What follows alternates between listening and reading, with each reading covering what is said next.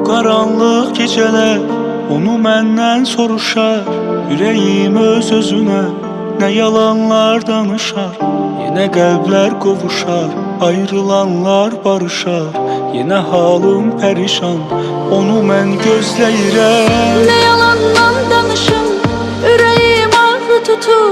Bəlkə gizlincə sevir, bəlkə çoxdan unudub. Soruşurlar nə olub, səni illər mi yorub?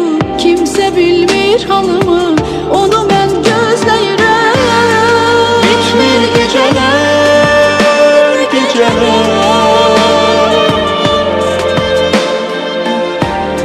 Səbr et ayırır,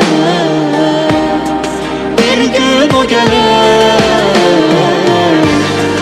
Bitmir gecələr, gecələr. Səbr et ayırır,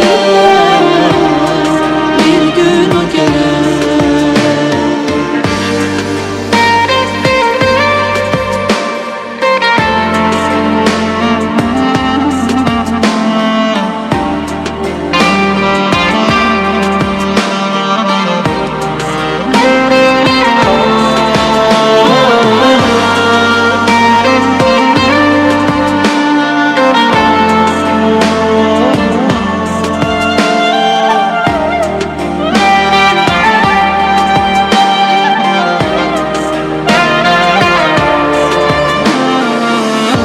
Mərkəzdən uzaq, başqa yerlərdə gəzir.